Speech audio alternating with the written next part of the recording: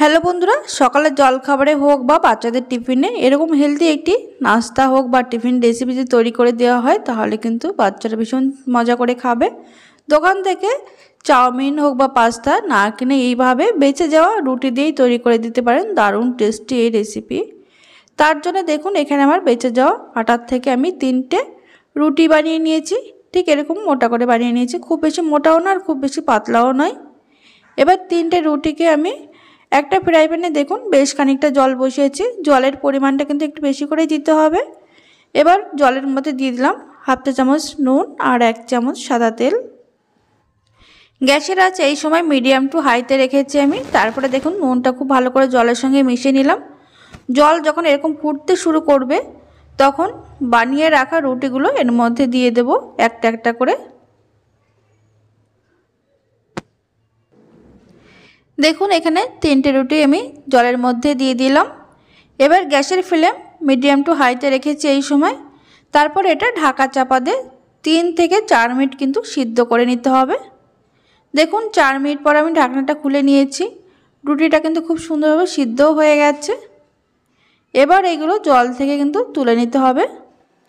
এই জল থেকে তুলে কিন্তু কোনো একটা বাটিতে একটু বেশি করে জল নিয়ে সেই ঠান্ডা জলের মধ্যে আপনারা এটা সঙ্গে সঙ্গে দিয়ে দেবেন। দেওয়ার পরে তারপরে 1 মিনিট রাখার পরে কিন্তু এটা এরকম একটা প্লেটে নামিয়ে ঠান্ডা করে নেবেন। যখন পুরোপুরি ঠান্ডা হয়ে যাবে তখন ছুরির সাহায্যে এইভাবে লম্বা লম্বা করে কেটে নেবেন।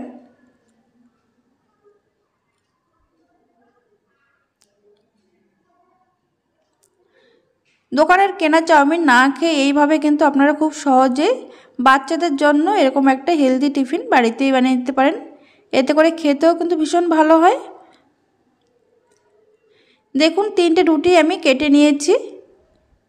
এবার এইগুলোর মধ্যে দিয়ে দিচ্ছি হাফ চা চামচ সাদা তেল, যাতে একটার সঙ্গে একটা লেগে না যায়। তেল দিয়ে এটা কিন্তু খুব ভালো করে মাখিয়ে নিতে হবে। এবার বাকি রান্না করার জন্য আমি একটা ননস্টিকের কড়াই নিয়েছি। কড়াইয়ের মধ্যে দিয়ে দিলাম 1 টেবিল চামচ সাদা তেল।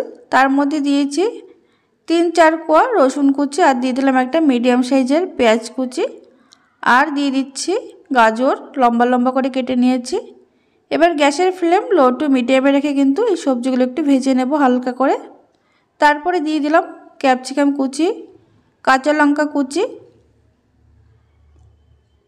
তবে এখানে ঝাল আপনারা আপনাদের স্বাদ অনুযায়ী কম বা বেশি করতে পারেন। এর মধ্যে দিয়ে দিলাম হাফ চা চামচ নুন, দিয়ে দিলাম সামান্য চিনি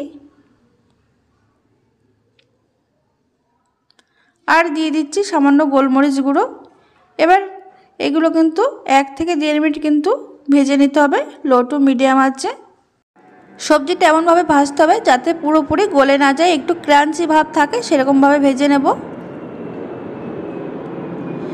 দেখুন সবজিটা ভেজে নেওয়ার পর এর মধ্যে দিয়ে দিচ্ছি কেটে রাখা রুটির যে নুডলস সেইগুলো। তারপরে সবজির সঙ্গে কিন্তু 1 মিনিট আগে একটু ভেজে নিতে হবে।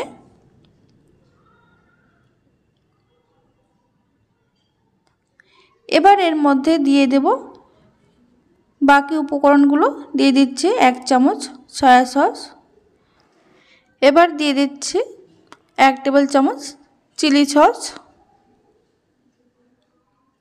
তারপরে দিয়ে দেব টমেটো সস 2 টেবিল চামচ।